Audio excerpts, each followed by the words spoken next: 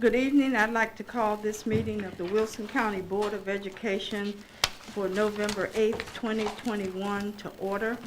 Members of the board, you have before you the agenda for tonight.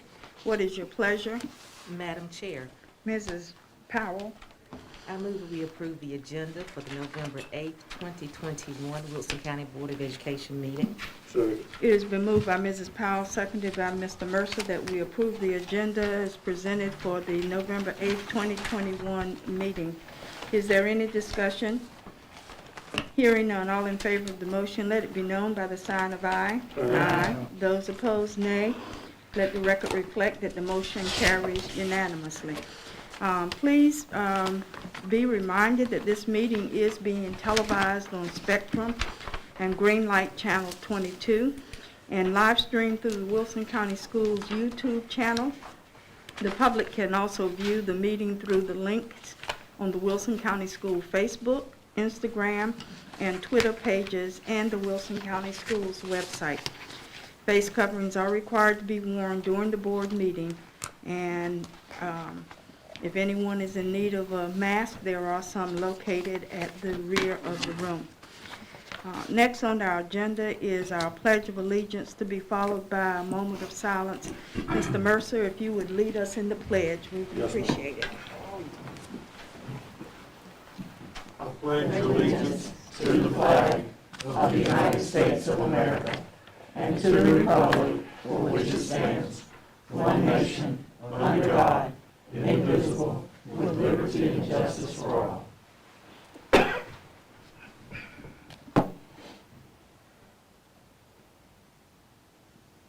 Thank you. Thank you very much. Next on the agenda calls for the approval of the minutes. Members of the board, we have minutes for October 18th, 2021, which was a regular board meeting, and October 28th, 2021, a special board meeting. What is your pleasure?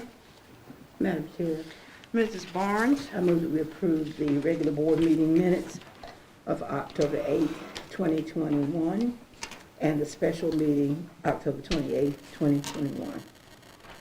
Is there a second? Second.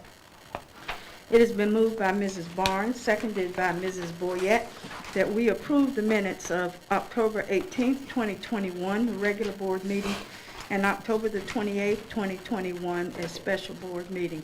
Is there any discussion?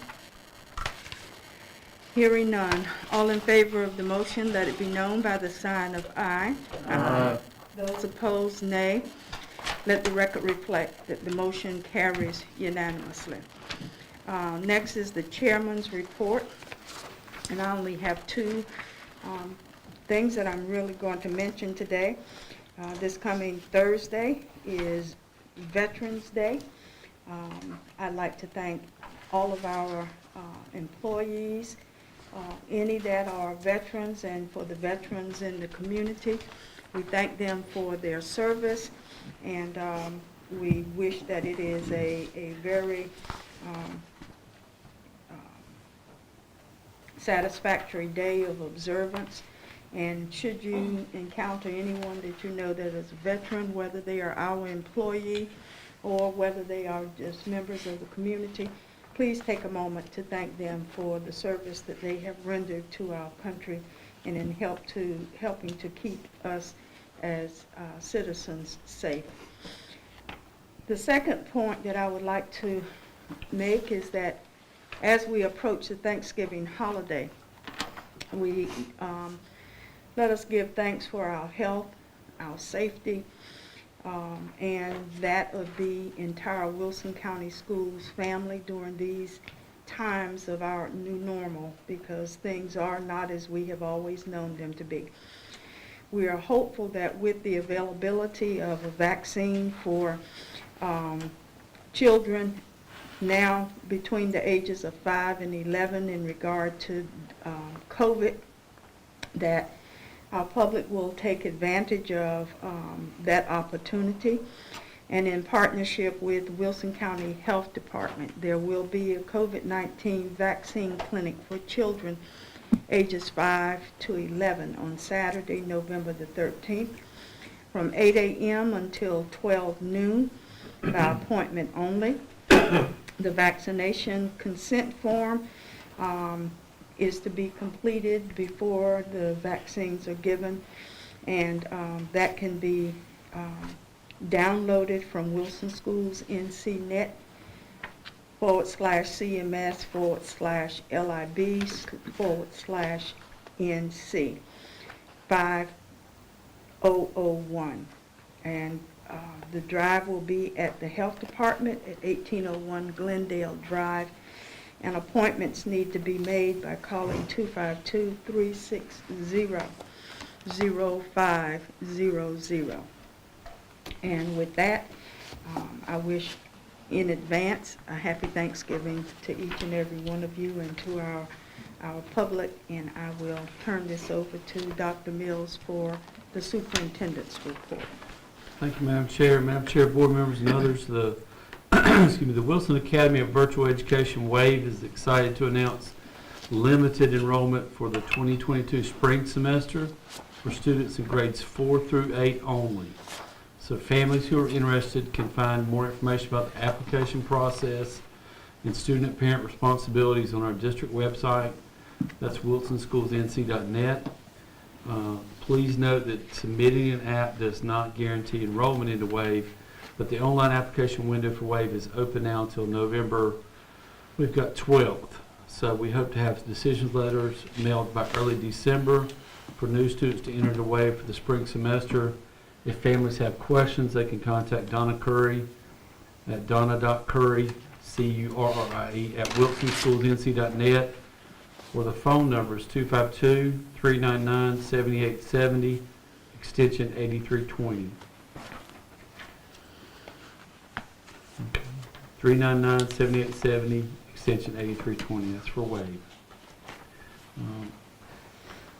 Wanted to give a shout out to the CEO of the hospital, Mark Holyoke. We're excited to share that Wilson Regional Orthopedics and Sports Medicine, which is part of Wilson Physician Services, is now the official provider of sports medicine and athletic training services for Wilson County Schools.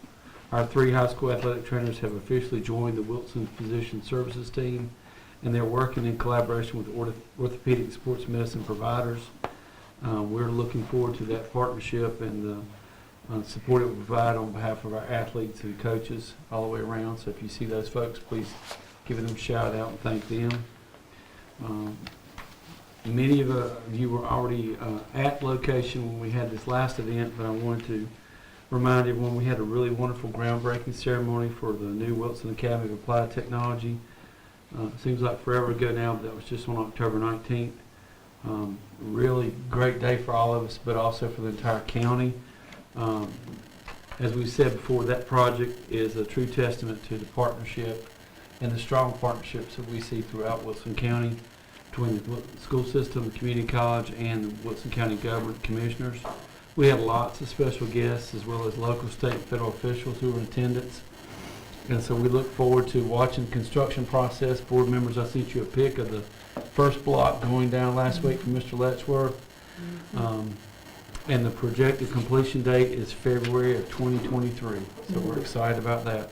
We've been very lucky. Weather's been good for us. We've not had all the rain out, a lot of the washaways that typically you have. Some of the things we've been worried about with steel and access to materials has gone well for us also. So we're on schedule, and that is a blessing as well. So we're excited about that. So if you get a chance, drive by and check it out. Keep an eye out because it's going every day. So we're fingers crossed we're going to stay on track. I wanted to thank the Wilson Education Partnership, WP, for securing multiple grants for our schools recently. You know, they're a huge partner for us. A few weeks ago, WP awarded mini grants to 10 of our educators. That was an investment of close to $8,200. The prize patrol surprised the folks at their schools. And these were made possible by contributions from WP's Adult Spelling Bee, the annual fund, and a generous donation from Merck to support STEAM-based projects in our classrooms. They also worked with Southern Bank on a grant to support math curriculum enhancements for Hearn Elementary, which was a total investment of $3,000. We want to thank Southern Bank for this really generous donation too. At last but not least, WP partnered with the Wilson Rotary and Rotary International to provide $3,075 for a mobile middle school innovation lab. Christine Mitchell, who's our digital and technology department's district STEM coordinator, she'll be leading the mobile program. The funds will be used to purchase STEM kits that align with the curriculum and give our students real-world connections. The kits include materials for building hydraulic arms, wind pumps, race cars with motors, and wind turbines. Mr. Mercer, I checked, and you're not allowed to participate, so I'm sorry about that. I also want to mention 2 recent grants that Renee Turner, who's our Wilson County Schools grant writer, secured for us with help from some other members of our team. The CTE Career and Technical Education Department was recently awarded a coding and mobile application grant for $68,250 to implement a coding club at all 3 traditional high schools and the 2 early colleges. Also, Ms. Turner applied for a grant from the Golden Leaf Board that was approved for $143,440. Those funds will be used to purchase curriculum materials, lab equipment, and professional development training for career exploration and learning labs at Darden and Spayton. Those 14 different modules will be covered in labs for fields such as biomedical engineering, computer graphics, digital manufacturing, forensic science, and finance. So you can see those career pathways have a lot of connections with what our students' interests and needs are, and building a pipeline of trained employees in our county. And so congratulations to Ms. Turner and our staff members for working together to go through that. That's a great addition to the resources that we have. And finally, board members, just a reminder that you have some work coming up. We have a special board meeting scheduled on November 22nd with ORED to continue the long-range facilities planning discussion. So, Madam Chair, that's all I had. Thank you very much.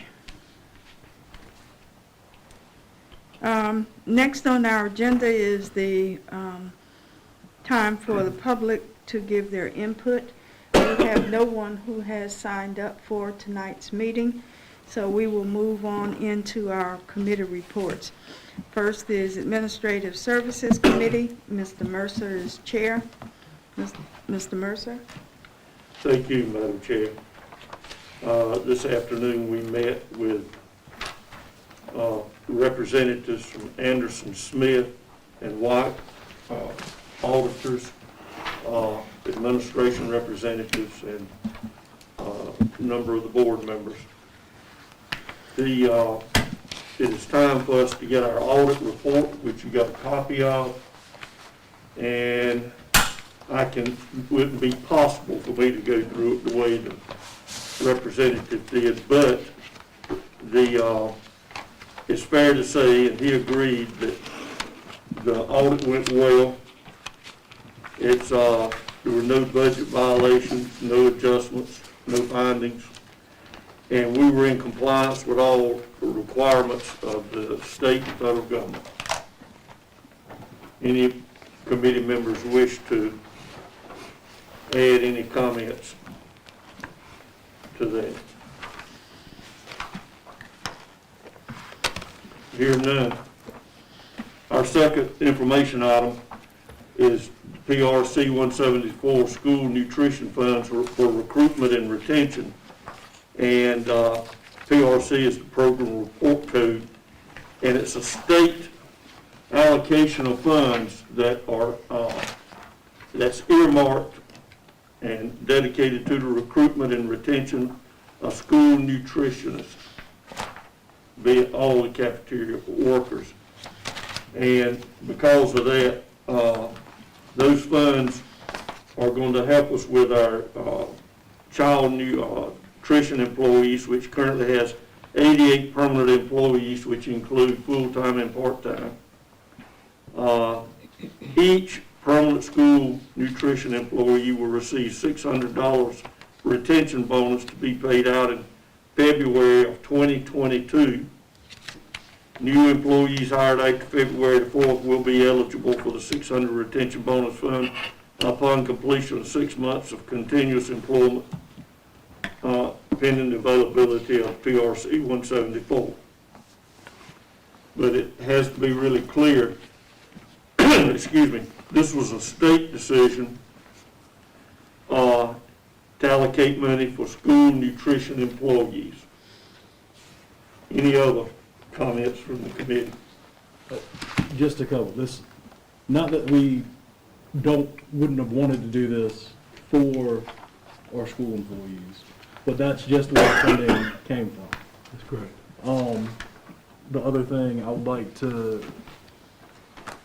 be brought up, and I guess it is proper for here, but I would like for administration to at least explore possible scenarios where we may find funding to provide bonuses for the remainder of our faculty and staff. Members of the board, is that a motion, Mr. Breen, or is that a I can- suggestion, or how are we handling that? Because the reporting of this bonus is strictly information, but this is a build on to that discussion. If it's appropriate to do that now, we'll put that in the form of a motion. I'll second it.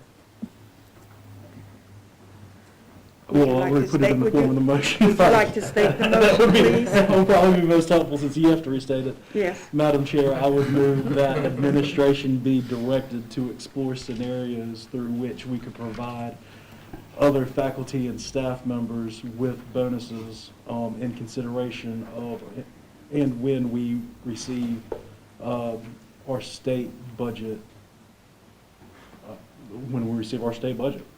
Second. Thank you so much, Mr. Breen, for that motion that you now expect me to repeat. It has been moved by Mr. Breen, seconded by Mr. Borkin, that we authorize the administration to explore potential bonuses for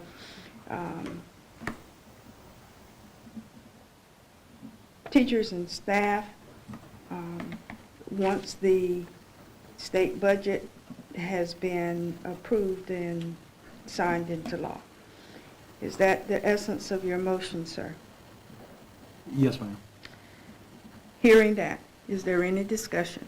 I have one comment. I suppose that is, you're referring to the additional employees of the county beyond the nutrition people. That's correct. Okay. All right, with that clarification being made, is there any further discussion? Madam Chair, Mrs. Boyette?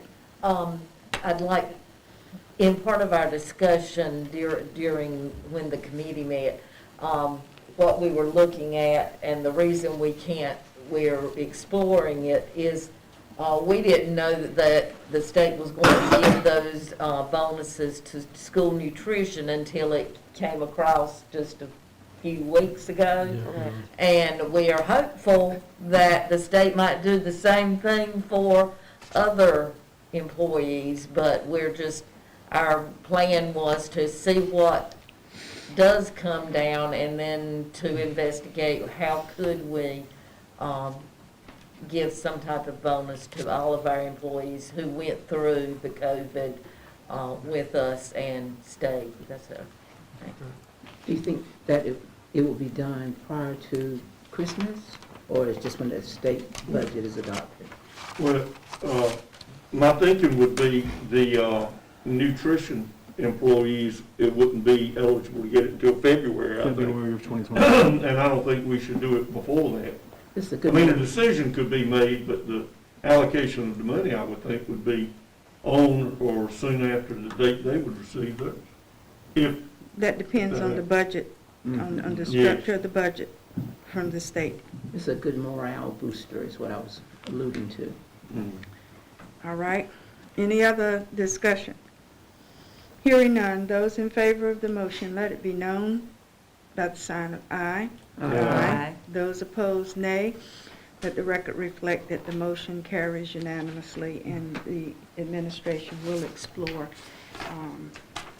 other options. Madam Chair and board members, we can go ahead and work through some scenarios pending the state budget's release, and I think that's a good step by the board to wait for that to be released, so we'll know what, if there are some expectations that they put in place, it would be nice. We just found out about this latest PRC, it's random. But it's very specific on what it can and can't be used for. So I don't want that to be confusing to our staff because of where the funding's coming from and why one group and not another. That's outside of our control, but this is within your purview. So we can work through some scenarios and have that ready for you to review. And then when that does come down, I think we'll be in better shape to respond. And the timing of it could be coordinated as well too, so there's no problem doing that. All right.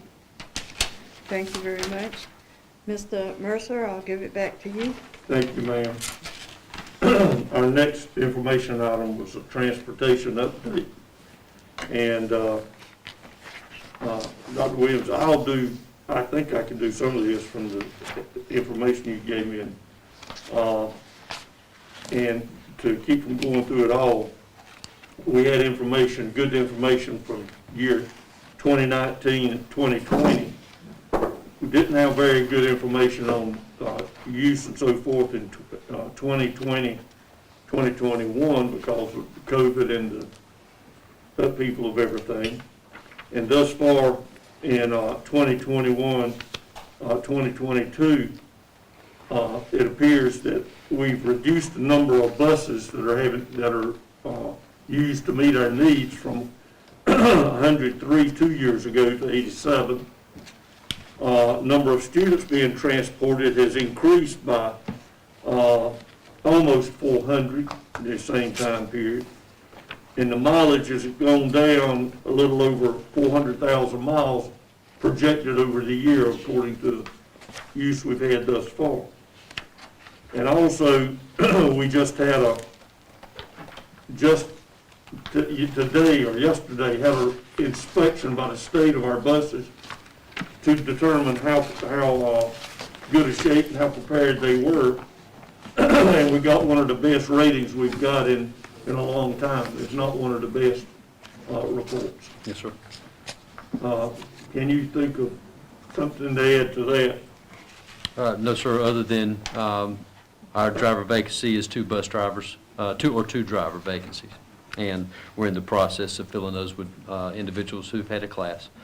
And that we did make note about our driver pay scale, and we'll be bringing one back to the board in December for review. And I think you have a group that you're training, so we'll have some substitute bus drivers. Yes, sir. Committee members, do you think of anything else we need to add? Mr. Chair, also it was stated that we only have 2 double routes right now. That are Two daily regular- scheduled, yes, ma'am. Two regular double routes. Yes, ma'am. I thought that was really good. Yes, that's good. Mhm. And that's going to be alleviated as soon as we can get those 2 positions filled. Yes, sir. Thank you, Ms. Banks. Any other? Okay, our COVID-19 update. I'm going to leave that to you, Dr. Williams. Yes, sir. For our COVID-19 update, I can touch base with our current data. For this board meeting as of this morning, we had 1 positive staff case and 10 student positive staff cases. This is down as far as a trend from the last 2 board meetings, so this is the 3rd board meeting in reporting this out.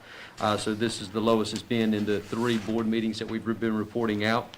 The same is true of our health department data from 9/20 to 10/18 to 11/8. Those cases have gone down. Positivity rate is at 5.1%, with 51% with at least 1 dose of vaccine, and 47% of the population fully vaccinated. Just to refer back to Dr. Fitch's report, the Wilson County Health Department is going to be doing a COVID-19 vaccination clinic for our 5 to 11-year-olds. And that information is on our social media and our website, along with the appropriate forms for those who'd be interested in contact the health department. Also, we did draw, just wanted to make a note about the North Carolina DHHS frequently asked questions update sheet. And this was a section in which DHHS added a part to page 3 When should schools consider lifting their universal indoor mask requirements? We had Miss Ellen, Teresa Ellen from the Health Department here today, and she explained the metrics by which they were using per 100,000 for positivity rates. So we had a discussion about that piece today as well. And then we also spoke about the memo in regards to the United States Department of Labor OSHA Emergency Temporary Standard. And this ETS applies to employers with 100 or more employees located in 26 states, and North Carolina, which have OSHA plans. North Carolina is one of those states. This is a requirement to establish a written mandatory vaccine policy or to adopt an alternative policy with testing and face covering. At this point, the North Carolina Department of Labor has 15 days from the effective date to submit their intentions to adopt, not adopt, or adopt with modifications. So no decision has been made by the North Carolina Department of Labor on that at this time. The remainder of our information was the same as we had spoken before. The masking requirements and the protocol in the toolkit does still allow for staff and students who are not fully vaccinated after close contact in a classroom or school setting. If masked when worn appropriately, they do not have to quarantine, so that is still in place. That was an October 5th update. That is still in place. We have no school closures or classroom closures or remote instruction. We have no athletic or team quarantines.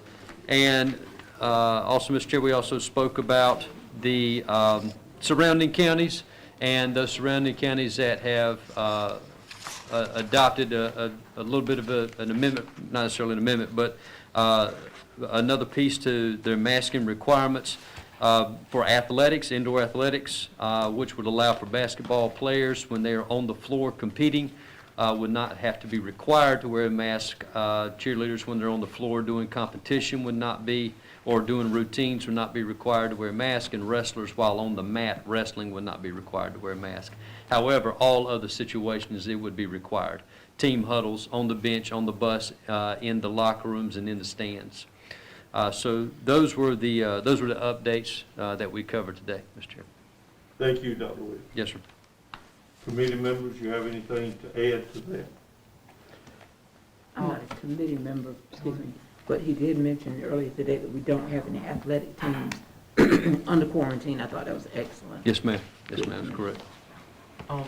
In our last board meeting, we had discussed coming back with information as to when we would consider making masks optional. And I think that Ms. Ellen gave us some really good information on that earlier. Do you have that written down where you could share it? Yes, sir, in regards to what Ms. Ellen said about... As far as the minus 10. DHHS. Oh, yes, sir, yes, sir.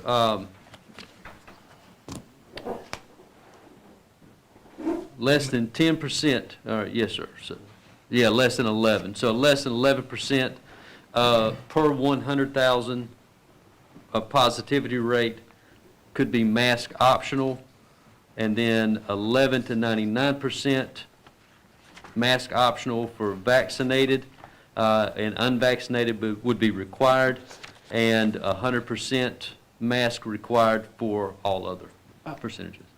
I don't believe that's a percentage. No, it was a number. It was not a percentage. Yeah. I'm sorry. It's a number. It's a number. It was a CDC rating. Correct. Yeah. But I think that she recommended that we continue the mask mandate through November and December, and see in how, with holidays coming up, if there was a spike in a resurgence, and to go to a mask optional action in January.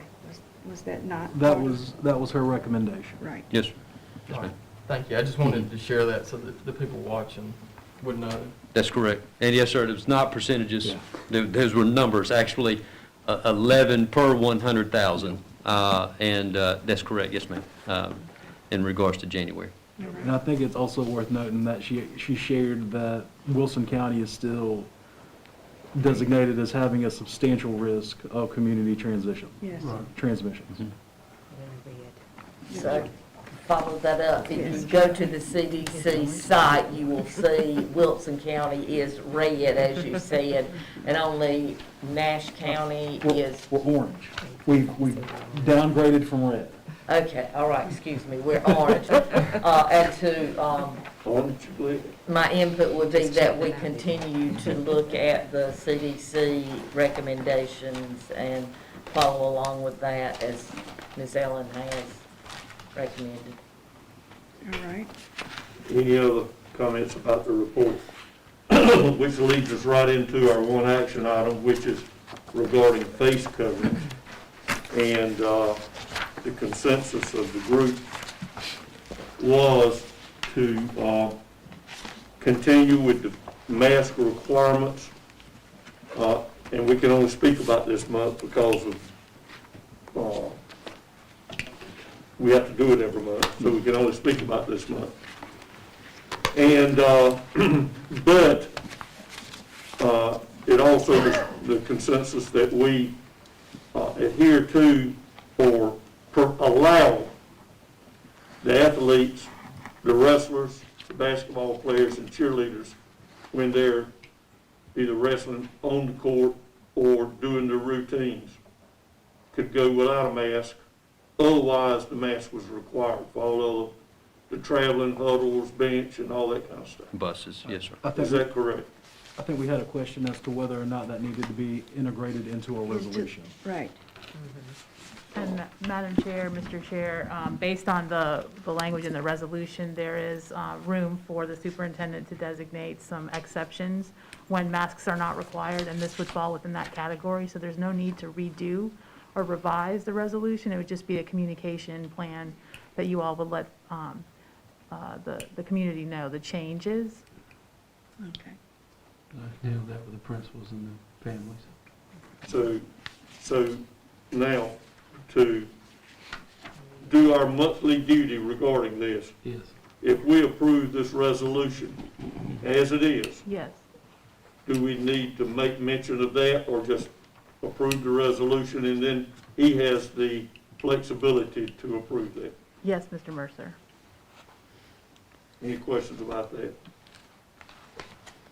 Well, then in that case, Madam Chair, Yes. on behalf of the Administrative Services Committee, I move that we approve the resolution that the Wilson County Board has previously approved regarding face coverings by employees, students, and visitors. Second. It has been moved by Mr. Mercer, seconded by Mrs. Powell, that we approve the resolution as required by the state, that we maintain our mask mandate at this point in time. Is there any further discussion? Hearing none, all in favor of the motion, let it be known by the sign of aye. Aye. Those opposed, nay. Let the record reflect that the motion carries unanimously. And that completes your report, Mr. Mercer? That completes my report. All right. Madam Chair. Mrs. Boyette? May I ask that, I should have done it when our transportation update came through and I didn't, but could we give our bus drivers a round of applause just to say thank you that we are faring so well, and especially based on some of the things we're hearing on the news. We appreciate you. If we can give them a round of applause. Absolutely.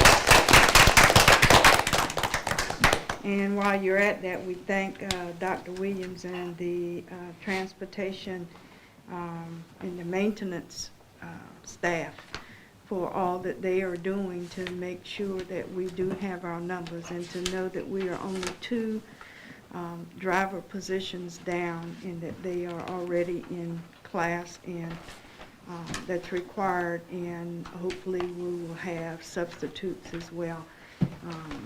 We give that added thank you to our employees. All right, Madam Chair, Mr. Mercer. it just entered my mind, and I apologize for that. But Dr. Williams, with it being competition with the athletic options, now is that something that the athletic organizations are agreeing to? Because we do have some responsibility to our competitors. Yes, sir. So that's going to be coordinated within the athletic association? Yes, sir. Myself and Mr. Tillman have already been in contact with our conference opponents, and we'll also be in contact with those that we play out of conference as well, and make certain that they know that what our process will be moved forward. But our conference opponents, that's what they're doing. Okay, Yes, sir. thank you. Yes, sir. All right, Thank you, Madam Chair. you're welcome. Next is the Instructional Services Committee, and we met this afternoon. We had several informational items and 3 action items.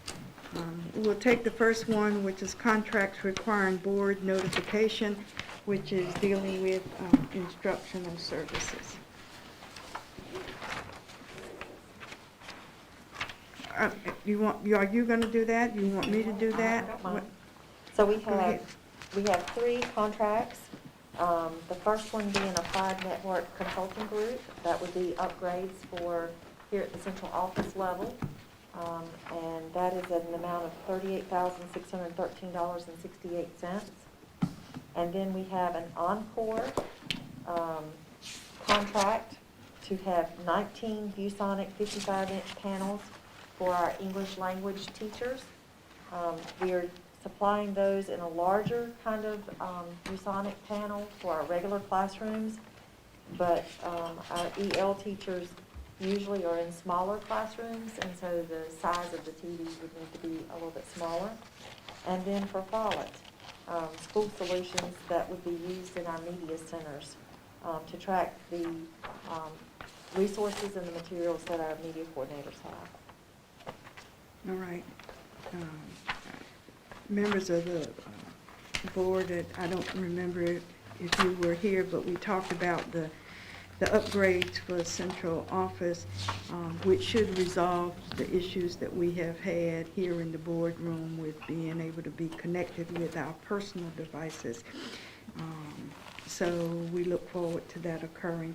Some of these are through grant or Title III funds, as well as local technical funds and the like. So that was the first item for information. Are there any questions or comments? The next informational item was Advanced Placement Capstone Program, and I'm going to let you handle that. Okay. Dr. Wilson. All right, so you have been provided a list of the AP courses by high school that have been offered over the last 4 years. We had several students at one particular high school that had to use North Carolina Virtual Public Schools due to staffing and the low enrollment. And we also provided a proposal to be able to transition 2 of those AP courses, which are AP Research and AP Seminar, over to Hunt High School.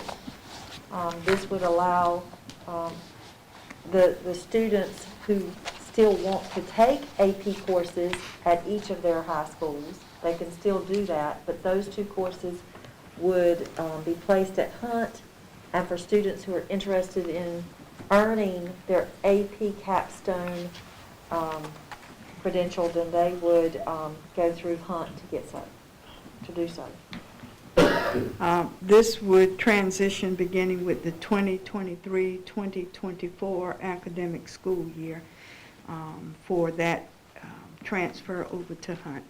And the question was raised within the committee about the numbers of students participating in capstone at one particular high school. It was pointed out that many of those students are actually taking the Career College Promise courses, which gives them automatic college credits where the students in AP courses have to take an exam, I believe, in order to, and score a certain grade within the course exam to be able to get college credits. And so that we may see some more transitioning to the Career and College Promise, because they would not only get high school credits, but college credits at the same time. Okay. The next item was in regard to the Restart Annual Report. So you have a flexibility report that we need to share with DPI in the month of December. We have two schools, V.O. Barnes Elementary and Margaret Hearn Elementary, are our restart schools. V.O. Barnes has 3 flexibility goals that they have been working towards, providing professional development in the area of English language arts and / reading and math. And they're able to use their budget, the curriculum, and employment flexibility to make that happen, and the lesson planning. And then Barnes is also, as well as Hearn, able to use some employment flexibility regarding staffing. There are a couple staff members at each school that have 4-year degrees, but not the teaching credentials in some of those areas. In addition, Hearn has 2 additional goals outside of Barnes because of some other money that they have used, whether it's their Title I or Title III money, and they have established social emotional learning goal because of the staff member that they had there and the needs of the students, as well as in the area of science. So that's why they have 5 goals versus Barnes has 3 goals. The evaluation data is typically a quantitative kind of measure to where we would use EOG kind of benchmark scores to show that there's improvement, but based on the limited data that we have, we're using some more other like anecdotal notes, teacher survey, and walkthrough data to measure those goals. And this will be submitted to DPI in the month of January, is that correct? In December. In December, okay. Any questions in regard to the Restart report? PRC 176, Summer Bridge Academy, and PRC 177, Summer Career Accelerator Funds. So, Dr. Williams shared earlier PRC 174 that has been shared with us, as well as Instructional Services has the 176, which we are calling Summer Bridge Academy, and 177, and we're calling that the Summer Career Accelerator. The Summer Bridge will be helping our 6th, 9th, and 12th graders, rising students in those courses, or in those grade levels. And this is in addition to the regular summer programs that we would typically offer with the what we offered this past year, as well as the Read to Achieve. And the 176 is the Career Accelerator, and that would be supporting our middle school and high school students in career pathways.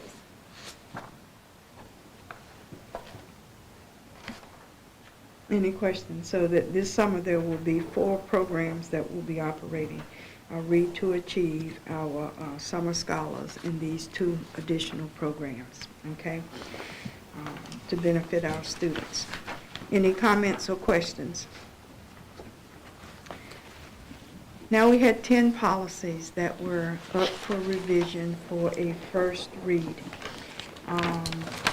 Those policies were 1310/4002, parental involvement, policy 1510/4200/7270, school safety, 1710/4021/7230, prohibition against discrimination, harassment, and bullying, policy 2125/7315 confidential information. Policy 2302, remote participation in board meetings. Policy 3100, curriculum development. Policy 3410, testing and assessment program. Policy 3460, graduation requirements. Policy 4050, children of military families. And Policy 4120, domicile or residence requirements. It was the recommendation of the full board that that we move forward. There were no changes sought in regard to these 10 policies.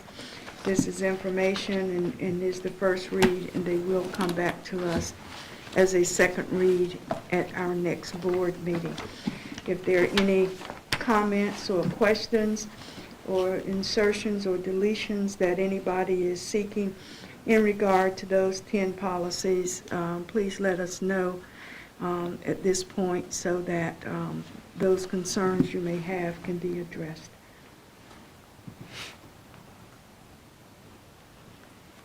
If not, hearing none, there were 2 policies listed for second read. I think it was the consensus of the board that there was enough language change that it is a second read, but that it be considered as a first reading so that it would come back again next month for a second read, particularly in light of Policy 4342. So we'll open the discussion at this point for Policy 3225/4312/7230, technology responsible use. Was there significant language change that was asked for in that particular policy? I think it was a matter of a policy being deleted, and a lot of that language was moving into this multiple cross-referenced policy, 4218, being put into there. So are there any particular issues of concern with that particular change? Madam Chair, Mr. Mercer? we had some discussion regarding the wording on line 46 and 47. And we had two ideas regarding it. I had first mentioned that we changed the wording really on line 47 where it says will result in disciplinary action and may include revocation of user privileges as opposed to requiring it. And I think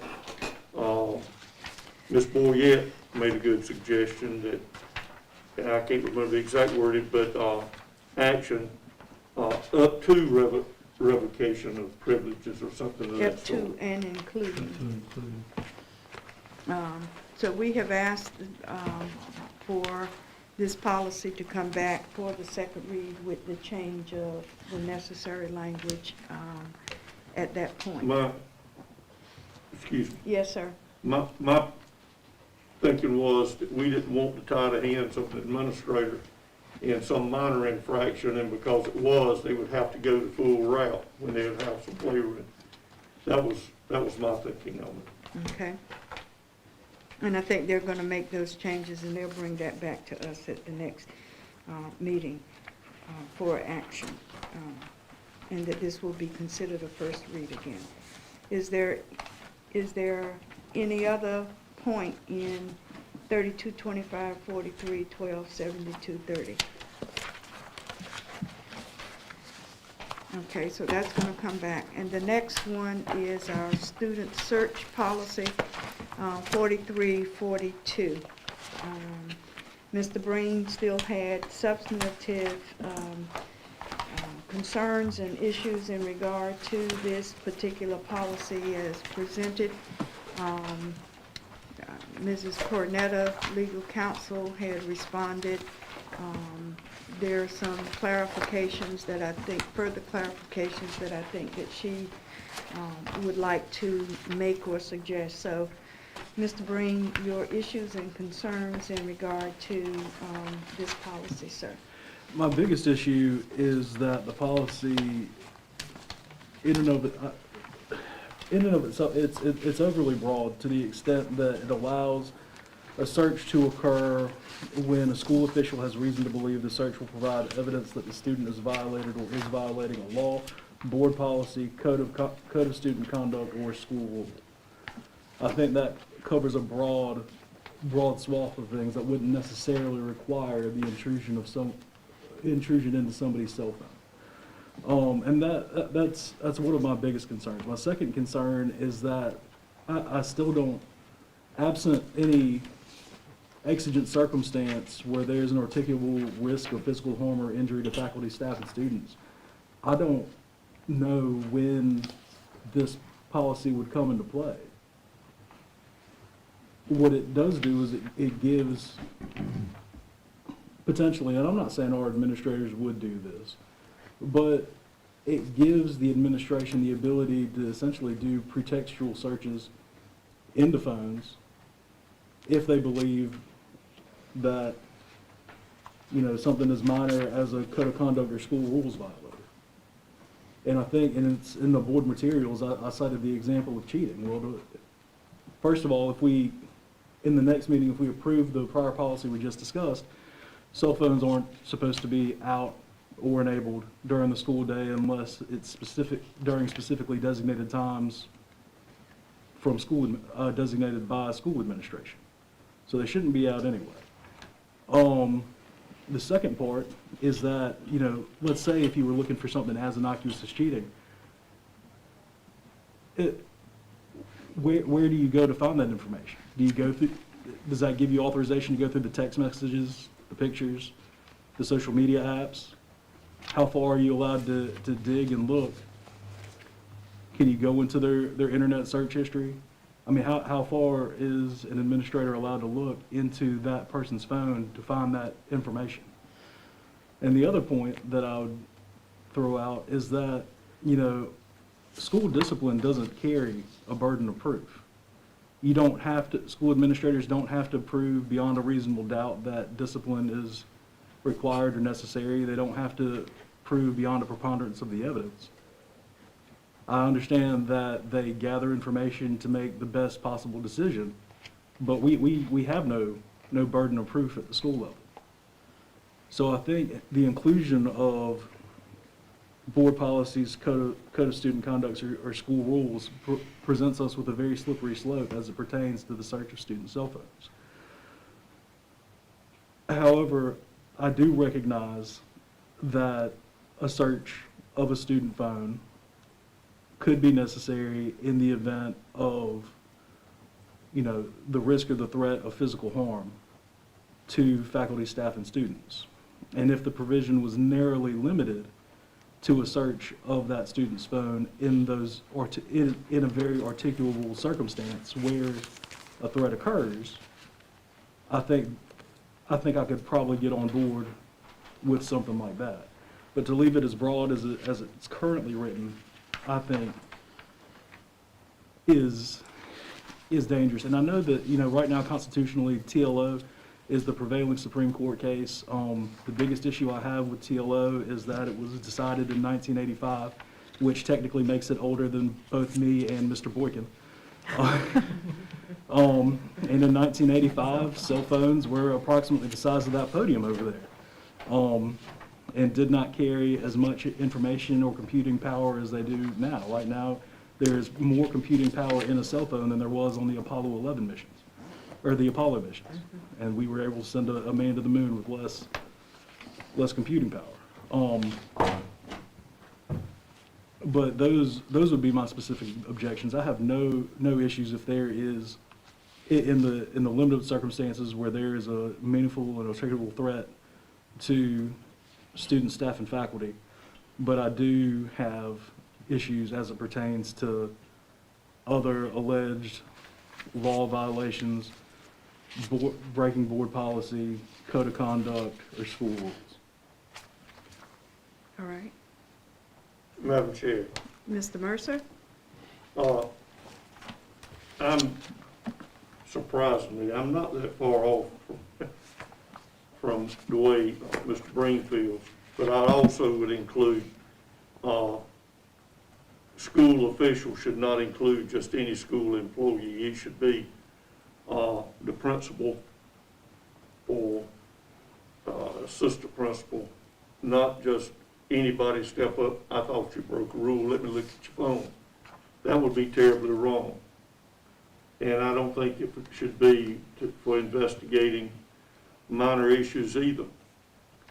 I do not know I don't want to restrict administrators because I've been in the position where I've had to investigate in a school administrative manner, matters and circumstances, and it can be very difficult and trying to decide, such as way back, the searching a person was a real touchy issue, and I've been in those situations, and you have to be very careful. But should we, and I really don't think searching a phone is going to be something that's going to happen very often. Should it be something that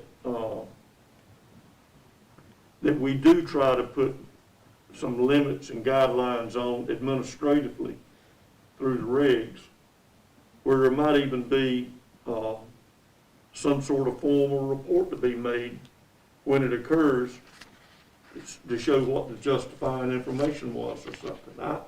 I don't know.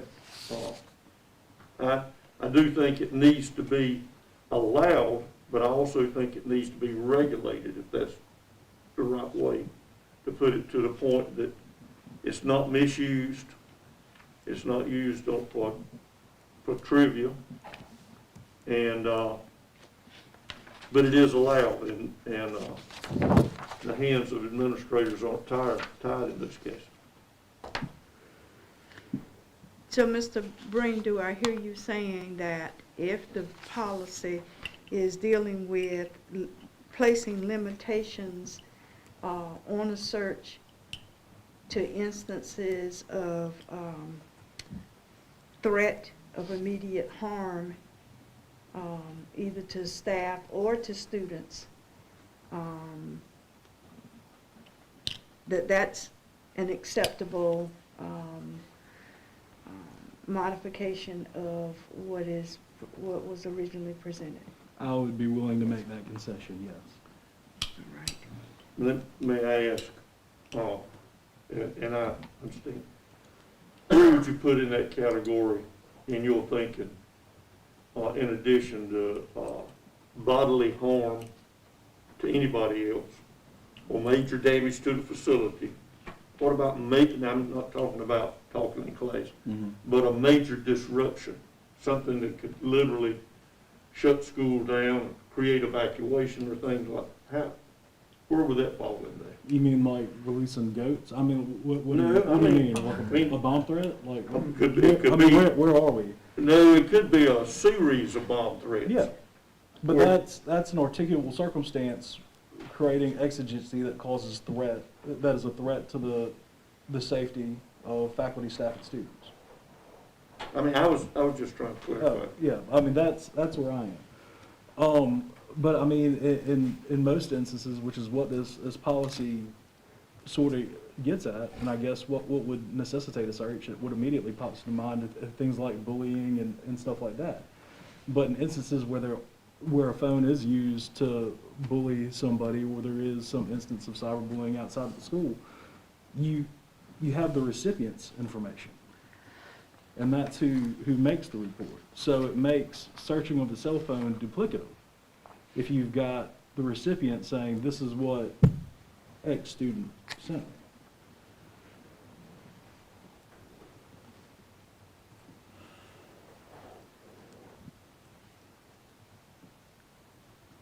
me. Mrs. Boyette, I see you chomping. Yeah, I like, in our correspondence here with Ms. Cornetta, she has an option here that seems, in my opinion, it's the one with the green, option 2, to address the concerns of Mr. Brain and provide the administrator, or as a former principal too, gives me enough flexibility to, in those rare circumstances, to do so. But then again, Mr. Breen gave me a lot of things to think about because as I was looking through some of the things that were emailed to me about cases in other states where parents had sued over it, we don't want to go down that route if we don't have to. And the thing that convinced me on that was perhaps cheating. I think as if a teacher thinks a child was Googling the answers to a test, well, as he has stated, if a student had their phone out during a test, that's already violated the policy, so they could be accused of cheating by having the phone out because if they're supposed to have it put away. So in that instance, I feel like, hey, the teacher doesn't need to go through there and see what they've been Googling I would agree with that. So that was what convinced me that if they had that phone out and they weren't supposed to have it out, they violated. Discipline needs to take place.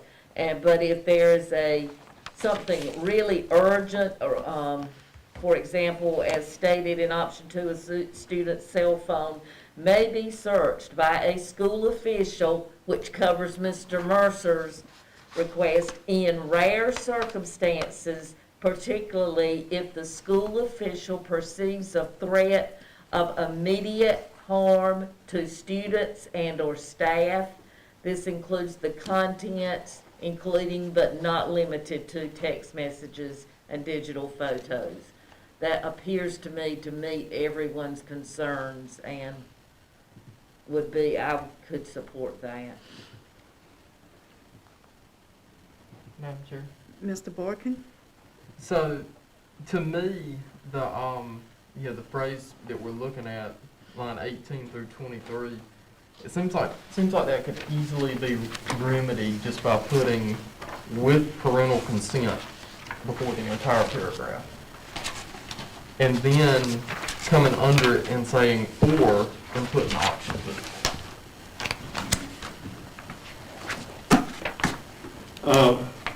Mr. Mercer?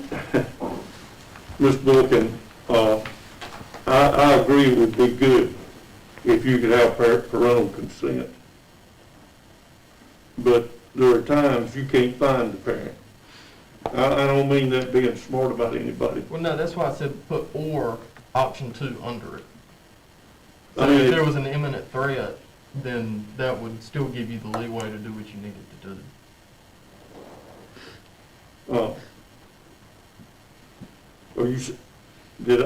Maybe I didn't understand you clearly. You're saying in case of imminent threat or in other cases with parental consent? So if you put with parental consent in front of A student's On wireless line 18. communication Yes. device and its contents. So if the first including- 3 words read with parental consent on line 18, and then you go down and just put or and put option 2 under it. Okay, I understand better now. Thank you. Dr. Mills, I just think that, I just want to state for the record, this has been in effect, and we've not had issues with this, okay? So we're really getting into the grains on this. So I understand some folks have written in and people really have strong feelings about this. But I can assure you, as school administrators, our folks need the ability to do things in mercy. And unfortunately, there are a lot of things that happen in schools these days that are just plain ridiculous, but that we have to deal with them. But I can speak for our administrators, no one's really grabbing phones out of hands and going through things and doing that. Well, number one, they don't have time, and number two, they don't want to. But, you know, we need the ability to do some of these things when things are serious, and y'all are having those discussions, and I'm glad of that. But just remember, this has been in effect, and it has not been an issue. But we're getting into bits and pieces where I feel like we're having to prove why we need to do some things at the administrative level. I agree about the cheating and doing some things like that. It shouldn't be out. But the only way to keep these devices out is not bring them to school at all, because they're part of the life now. My child has one, your child has one. That's how they contact them to get home. It's a part of daily life. So, you know, as people don't know how to use those things, there's going to be consequences for those from the adult or the child that's using it inappropriately. They're taking advantage of that in their role, or the child's not doing what they're supposed to do. But we've not had major issues with folks taking advantage of that process. So I don't want us to get caught up too much into the weeds of it. I think the conversation's good, but really mostly what we're talking about is, and you're not going to be able to put a finite parameter around it, but the things we're talking about are when bad things happen, people made really bad choices, and we need to be able to act and do something to maintain safety. Other than that, it's going to be on an as-needed basis or a judgment call, and sometimes people make good judgment calls, and sometimes they don't. But for the most part, we've not had any of those issues in my tenure, and I don't remember a whole lot wherever many of us have been. So I just don't want us to get caught up into all the stuff. Again, your conversation is good. Mr. Boykin, I understand what you're saying about parental permission, but it is near impossible to get up with some families sometimes on a good day. Some people are working at the line, they can't get at them, or they're just not accessible. Some places in our county don't have the best service. If you've ever tried to take a phone call in Hunt High School, you can know those cinder block walls will kill any signal better than the NSA can on an active threat. So, I mean, we run into that. But I just want to caution everyone that we're getting into, and this is just me saying this, we've not had a big issue with this, and I think everyone's really on high alert about this because of the way it was portrayed elsewhere. People were sharing things, but just understand our folks have done a good job with this over time, and I think it's going to be really hard to narrow some of this down without some wiggle room, and we can have those conversations and we can do some regs and all, but they're going to be very limited to what we can put down that will make everyone happy. I don't have a good answer for you, except the fact that this is part of doing business is folks bringing cell phones now, unless we just tell them to put them in their bags and stay in the cars or somewhere else. Well, that's what we're telling them in the prior policy. Yeah, I mean, so some of this Well, is what it they're is. saying they can have places they can use, they can have them. Subject to administrative control. All right. Same with Apple Watches and all the other things we've got going on now too, so. All right, Mrs. Barnes has a comment that she'd like to make. In this culture that we're living in, environment, weapons, drugs, bombings, threats, it's gotten to be really horrible as far as schools are concerned, the school shootings, etc. I think we have to have a policy in place, such as what we're talking about. And I also think that we need to protect the Fourth Amendment rights of students to be able to protect their property. But at the same time, with all of the issues we're having in the schools, we have to have an ability to be able to do some type of searching. I had a call last week from a parent whose child had to be searched. It was not a problem because the TikTok that's going around was causing children to do things. And because a group of them got caught up, they had to investigate. They had to do some searching to see if they could find the color pens that they used. They just come from that situation. So, as Dr. Bill said, this policy has been in place for a long time, and I don't think we've had any major problems with it, but we do have to have a right to search. But I do agree that we need to have, and it is hard to get parents sometimes, but we do need to make it so that an administrator has another administrator in place to, as part of the search, or have the SRO officer along with the administrator, so that way some of the issues that we're thinking about could occur may not occur because we have two people's eyes watching. And we do have to trust our administrators. And I apologize, this is I should have caught it in 2019. That's my fault. I should have, I didn't, that's my bad. But when I see, policies called student search, that's when my lawyer brain perks up, not technology use in school. And I should have raised these concerns back in 2019. But one of the things we're tasked to do as a board is not, while we can consider the past 2 years, one of the things we have to do is consider the future.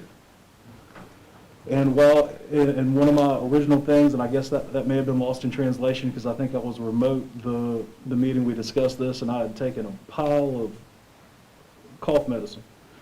But yeah. one of the I lost my train of thought after cough medicine. Cough medicine. But one of the things I said is that, facially, this is constitutionally permissible. This is a constitutionally permissible policy.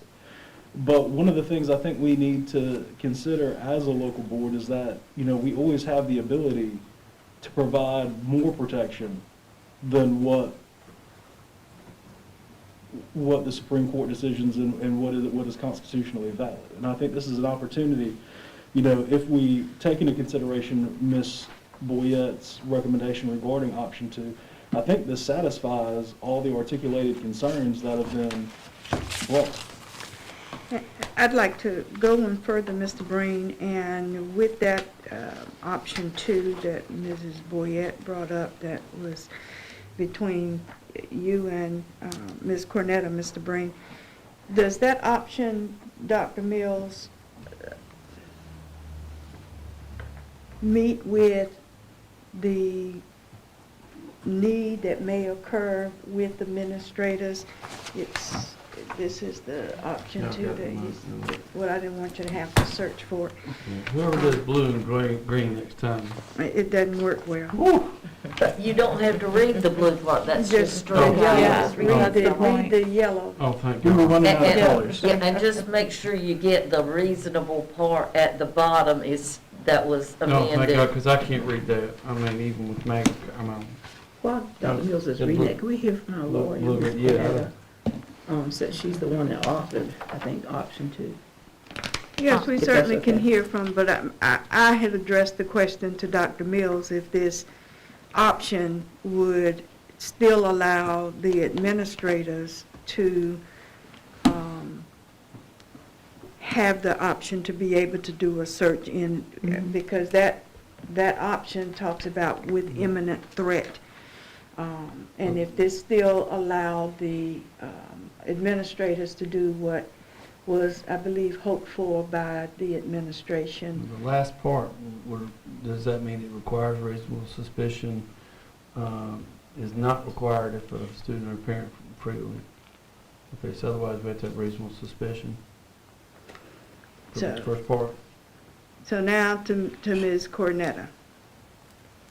Thank you, Madam Chair, and members of the board. I understand everyone's concerns that are raised here. I tried to strike a balance with option 2 to give you all some latitude. The board has spent painstaking hours, hundreds of them, to update its board policies, and frankly, the current state of the Constitution does provide for the language as has been written and has been in policy, as Mr. Breen has noted. The trying to strike the balance in immediate threat of harm is what option 2 strives for. I just want you all to know that your board policies, the laws, the operations of your staff and students need to be enforceable immediately. I have just been made aware of another district that had an incident in a bathroom with a student who was nonverbal, completely naked, taken a picture of by another student. A student leader found the Snapchat that was instantly communicated, and that is how the teacher became aware. So the student is handing her phone, she's not even involved, she sees a snap come up, shows it to the teacher. So this happens probably dozens of times in the course of school year. And my job would be boring without student cell phones and the communications on them and the ability to know what's going on and regulate it. So I am glad to serve the board and what it strikes as a balance. I feel like your administrators are carrying out the work that you have asked them to do by enforcing the board policies. If we want to temper it and narrow it, that's certainly what option 2 is about. But again, what comes to light is that we have a communication being made, and we have the ability to find the identity of the person who makes the communication based on one of the recipients of the communication, which would not necessitate a cell phone search of the person who did the bad thing. But if the person who does the bad thing does not self-report, if the person whom the action was geared toward does not report, but yet a third student comes forward or whatever and says, well, I know that this occurred. I feel that it's detrimental to whether student A or B. It's not a position of self-reporting, and what you're saying is one of the two parties can self-report, but if none of them does. No, and I apologize for cutting you off, but just like Ms. Cornetta stated, it's the third party who the communication was sent to that reported. Yes. So you still have a recipient. Even if the bad person and the person who the bad thing is done to don't report, if it's published or otherwise communicated, you have the recipient of that communication. And one of the terrible or good things about Snapchat, depending on which side of the law you're sitting on, is that Snapchat has the ability to self-delete the photos after a certain amount of time. So very luckily in this instance, it sounds as though this student took a screenshot of what was communicated, because otherwise that goes off into the ether. And that's what I was going to say, because Snapchat disappears after a short period of time. Those who are tech savvy who do a screenshot and then they broadcast it to other people, it's still out there. So my question goes back again to Dr. Mills, with the intent of option 2. Does that alleviate or address the need for your principals or administrators to engage in a search? And even though Mr. Breen says that what was written is acceptable constitutionally, Yeah, agreed, sorry, that was an oversight. I didn't think this was. And it's hard to say, because you covered several different options. And you still have the reasonable suspicion piece, which I understand because that's in the previous one as well. I'd really like to just take some scenarios and run it through and talk to some of my principals about it, if the board was willing. If this is where you're going to go, and this is that important to get to some more stringent language, I think it's worth doing some of that before. I mean, honestly, because these are the people who are going to be doing everything, and we can throw scenarios at this all day long, but the day-to-day stuff is really all I'm really concerned about, that they have abilities to do what they need to do to keep schools safe and maintain order, but at the same time, not go beyond what it should be, or put themselves or others or in circumstances where they shouldn't be. I mean, I don't think anybody wants to do that either. So if this is the board's leaning towards option 2, from what you're saying, I'd like to work with the attorney and some of our admins and just bounce some things through and make sure we're consider that. I don't think this is something just to do and say this works. And for what it's worth, I don't talk this much in a board meeting unless I feel like it's worth it. Y'all have seen me and watched me over the last 3 years sit by and just nod along. But when it's important and when I think it's important to me, that's when I speak up. And again, for whatever's going on December of 2019, I missed the boat, and that's my fault.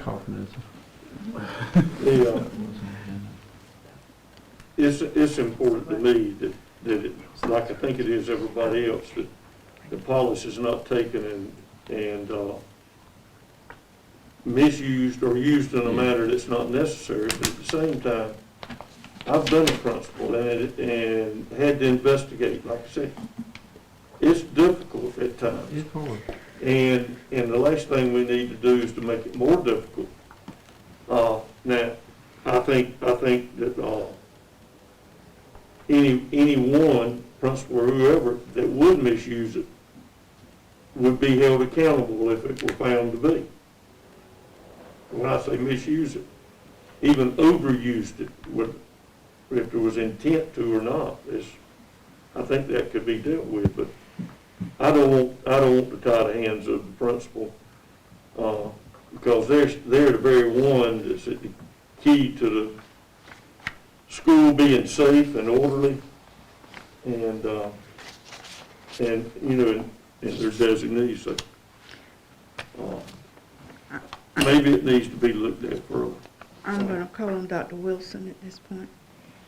So as a principal myself, and an assistant principal where I had to administer quite a few disciplinary actions, there were times when the recipient did not show the cell phone, the person who received it, or even the person who made the post or whatever. It was a third party saw it. And that third party didn't have the phone. Like, it wasn't on his or her Facebook, or back in my day it was MySpace when I was an assistant principal. Didn't necessarily see, like, it wasn't on their phone. Mm-hmm. But a third person saw it. And that third person went to the teacher, came to me as the assistant principal or as the principal and said, I saw, and then described it.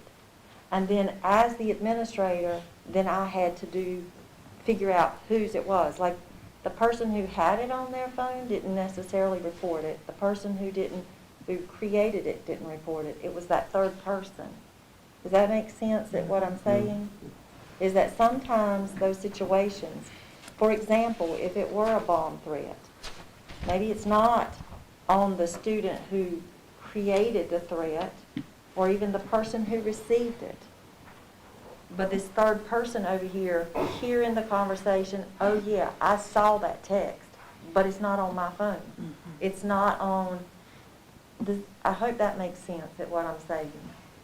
So it's not necessarily all the time the recipient. But how was that, if somebody saw the text or saw the communication, how was that not enough Because, to go forward? well, see, because if the person that denies it, you're left there in a position where he said, she said, you have, before you can take action, it's not reasonable suspicion. At that point, you need to identify. You need to verify. And that's what it would take. I mean, in that scenario, in my opinion, because students may say it was there because they just don't like you trying to create a problem. That's not unusual for young people. Mine goes back beyond yours. Mine goes back to slam books. We didn't even have computers. They just, I don't know if you ever saw them or remember them. They wrote ugly things about people and passed it around for more people to write ugly things. But, There was a movie called Mean Girls that came out in 2004, I think.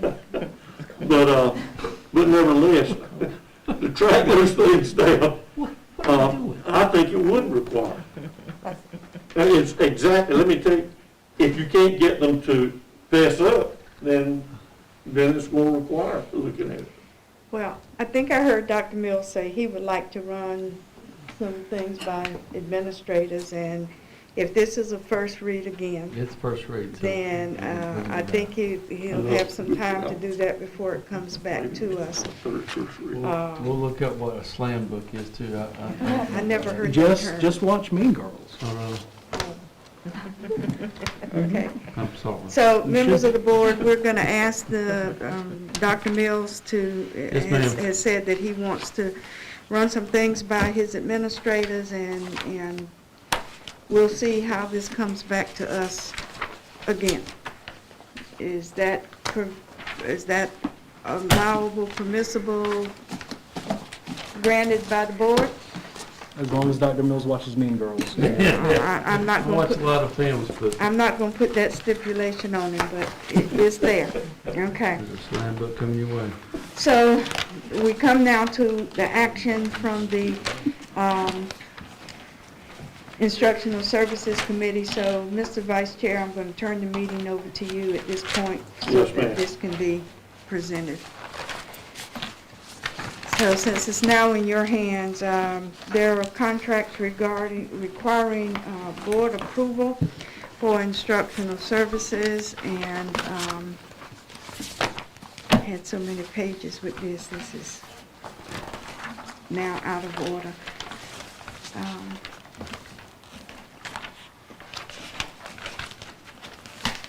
Dr. Mills or Dr. Wilson, if you want to move into those contracts, please. So we have one contract for in-care, and this is to finish up the purchases through the RUS grant, the rural grant that we had for our middle schools, as well as some of our elementary schools. And this would be telecommunication, interactive TVs, and cameras at $321,929.90.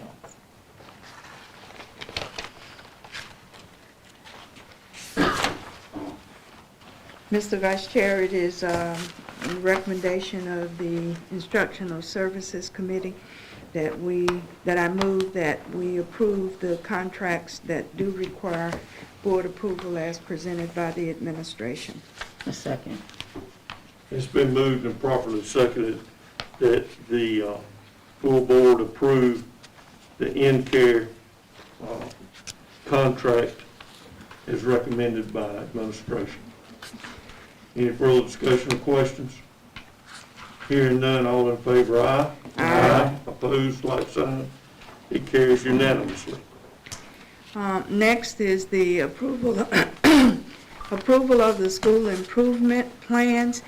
Members of the board, you had your pleasant nighttime bedtime reading, and we have had discussion in regard to the school improvement plans for each of our schools.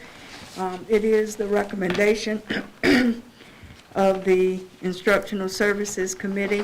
Therefore, I move that we approve the school improvement plans as presented by the administration. Second.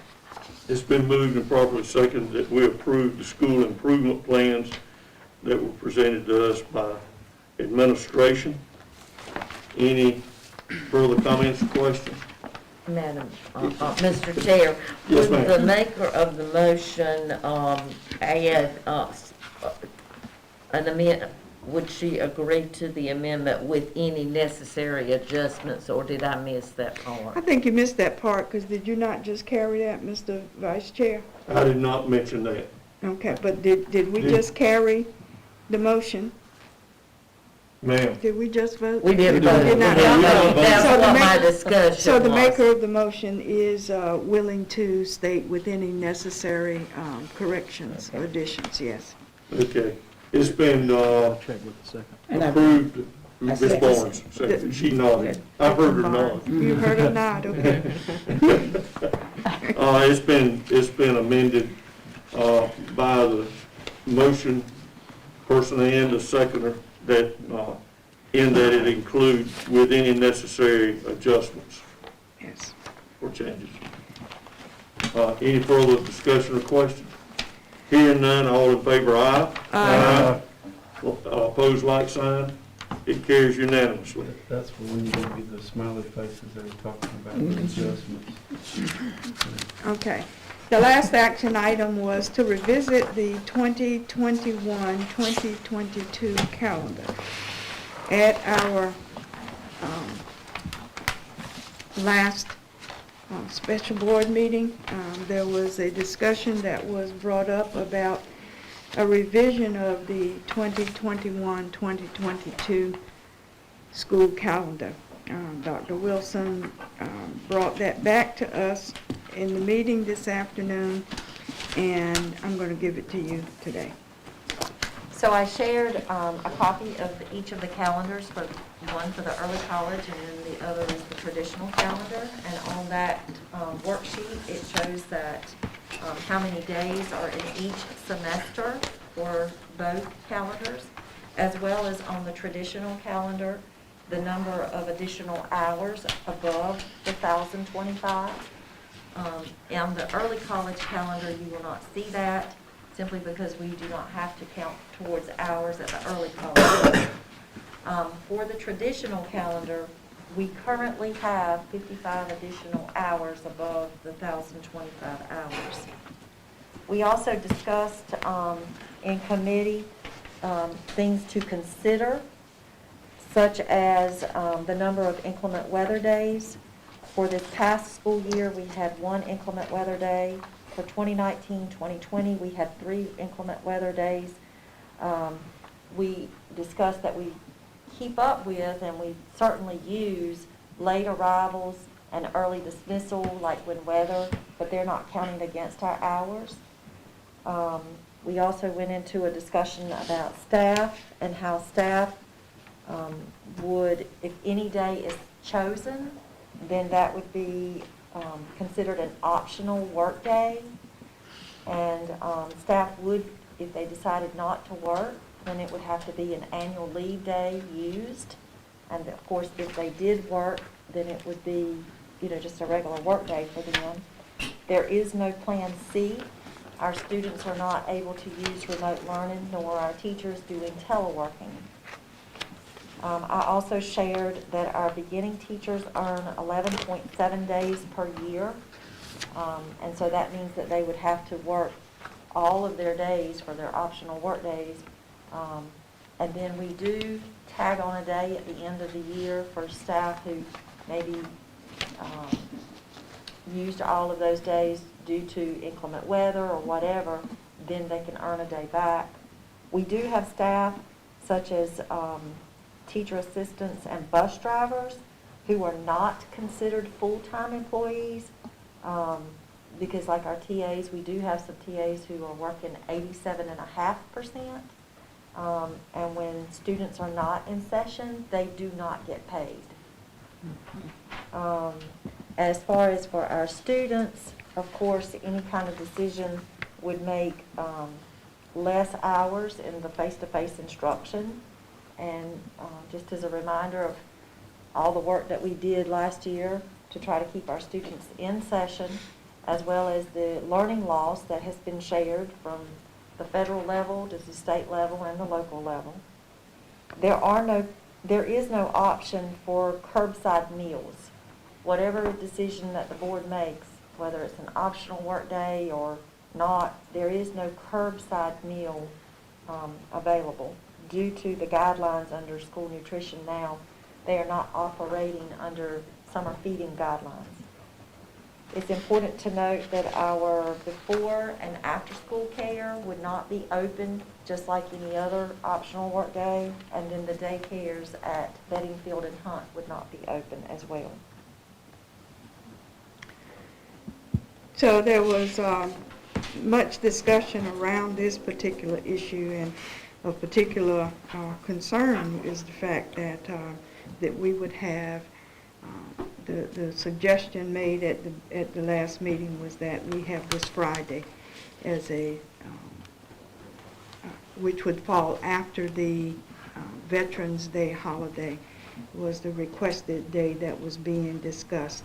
But then we find that we would have staff who would have no pay, and because they're not students there, and they would not be able to be paid for the days. Now, we've had some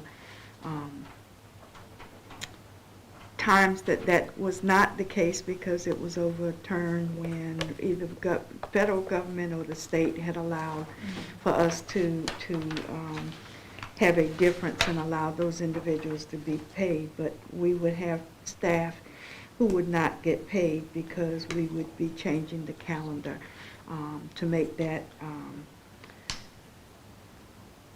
a day that we would not be in school. The committee did not take an action at the end of the meeting, because we were running into time for the full board to be convened. So I don't know if you are ready for a motion, Mr. Vice Chair, and if so, I'm willing to make one at this point in time, unless there is some further discussion to be had in regard to the revisiting of the 2021-2022 calendar.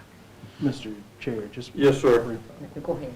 I would, one of the considerations that we were asked to think about was early college families, families that are early college and traditional. We have the 24th as being an early release day. I would suggest that the 24th be made an optional teacher work day. Additionally, we had some discussion about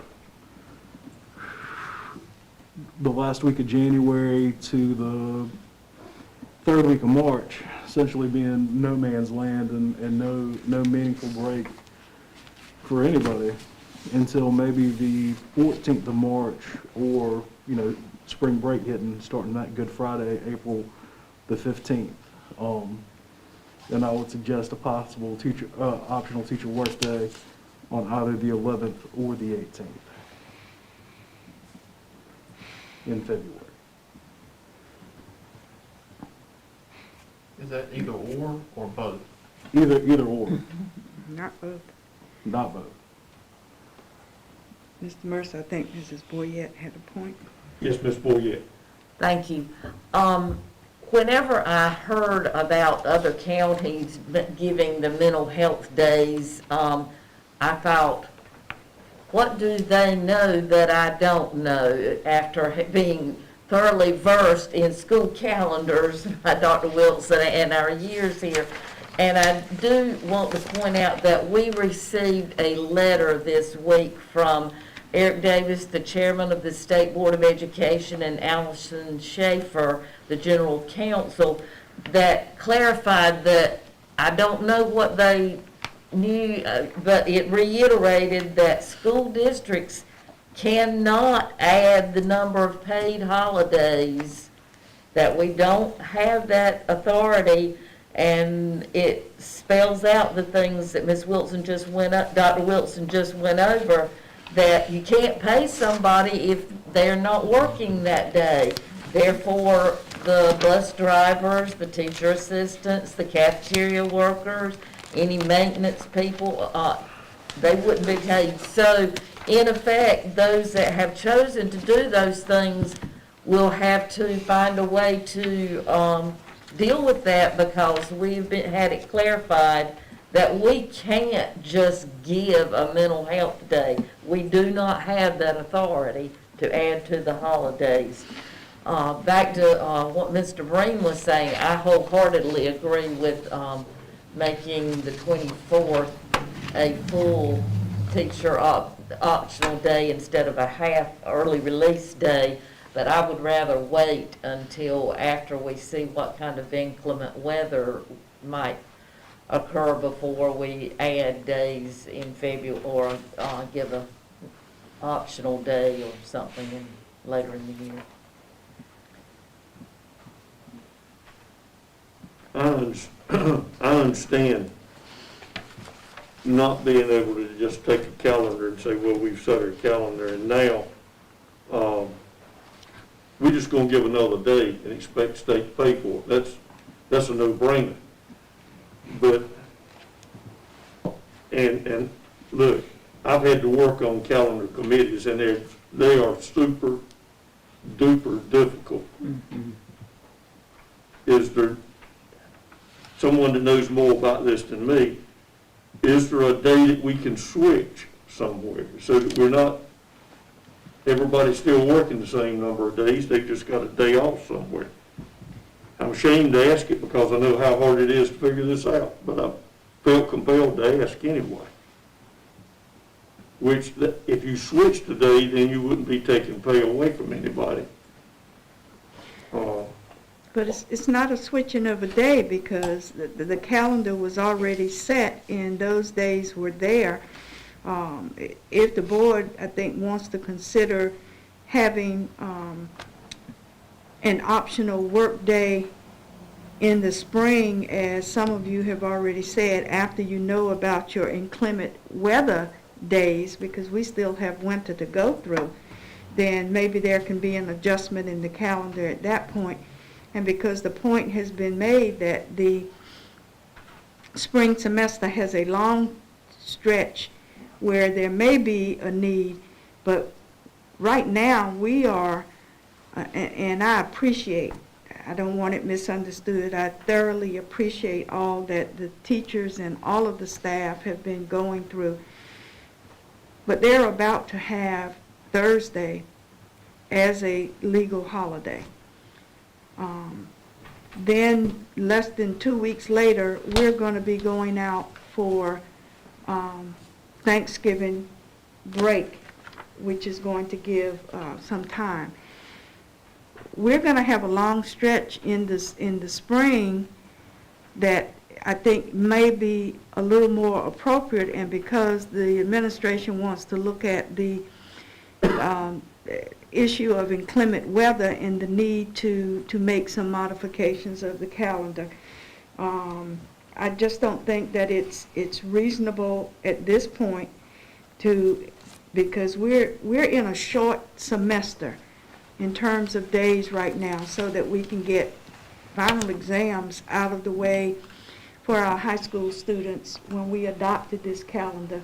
And it was the overwhelming request of the community and the teachers that the fall semester be short so that exams could be out of the way when the kids go home for Christmas break. And so the administration has worked hard to make sure that that can occur. And so you would be lessening the instructional days for this shortened semester, and the next semester is the longer one.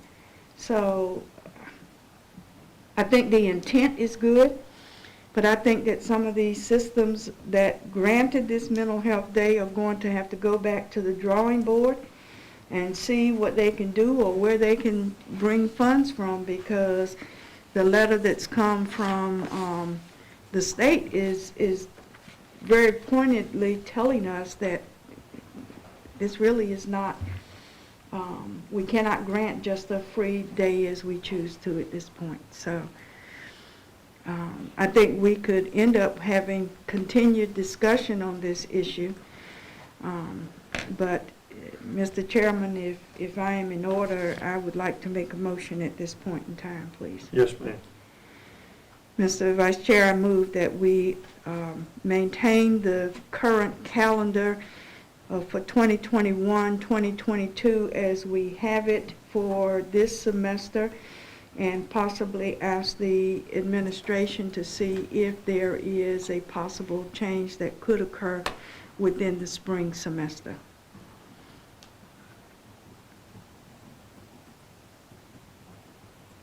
Do we have a second?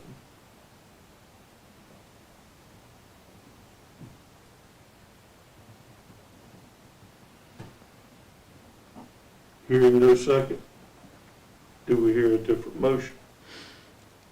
Mr. Chair, Yes. I'd move that we amend the traditional calendar to reflect that November the 24th is an optional teacher workday, and that administration be directed to see if there is the potential for an additional optional teacher workday during the spring semester. Second. Who? Okay, Ms. Boyd, yes. thank you. It's been moved and properly seconded that the full board consider changing November the 24th from an early release day to Optional teacher Optional. workday. an optional work day, and also ask administration to look at second semester to see if there's any way to create a day in like in February, I suppose you were referring to. The maker of the motion did not give a date specific, sir. I did not, just that we. Second semester.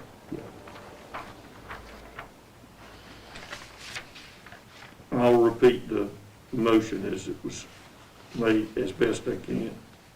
The motion was to change November the 24th from an early release day to an optional work day, and ask administration to look at second semester to determine if there were any options for changes there.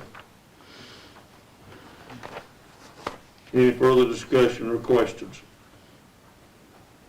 Hearing none, all in favor, aye. Aye.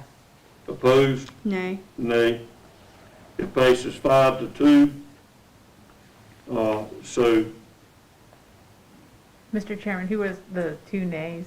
Dr. Fitch and? me, Mr. Mercer. Okay, thank you.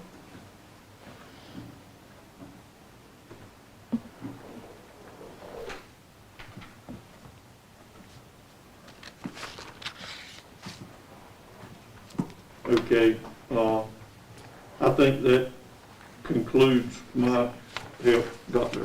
Fitch. All right. Thank you. All right, next on the agenda, members of the board, we'll hear from Mrs. Barnes in regard to closed session. Madam Chair, Yes. I move that the Wilson County Board of Education go into closed session to consider confidential personnel matters as provided in North Carolina General Statutes 143-318-11A1 and 6 and 115C-319 through 321 to review and adopt the school safety components of the school improvement plans as provided in North Carolina General Statute 143-318.11A8 and North Carolina General Statutes 115C-105.27 C1 to consider confidential student matters as provided in North Carolina General Statute 143-318.11A1 and North Carolina General Statutes 115C-402 and the Family Educational Rights and Privacy Act 20 USC 1232G, and to consult with the Board of Education attorney and preserve the attorney-client privilege as provided in North Carolina General Statutes 143-318.11A3. Is there a second? Second. It has been moved by Mrs. Barnes, seconded by Mrs. Boyette, that the Wilson County Board of Education go into closed session to consider confidential personnel matters as provided in North Carolina General Statutes 143-318.11A1 and 6 and 115C-319 through 321 to review and adopt the school safety components of school improvement plans as provided in North Carolina General Statutes 143-318.11A8 and North Carolina General Statutes 115C-105.27C1 to consider confidential student matters as provided in North Carolina General Statutes 143-318.11A1 and North Carolina General Statutes 115C-402 and the Family Educational Rights and Privacy Act 20 of the United States Code 1232G, and to consult with the Board of Education attorney and preserve the attorney-client privilege as provided in North Carolina General Statutes 143-318.11A3. Is there any discussion? Hearing none, all in favor of the motion, let it be known by the sign of aye. Aye. Those opposed, nay. Let the record reflect that the motion carries unanimously. We are now adjourned to closed session.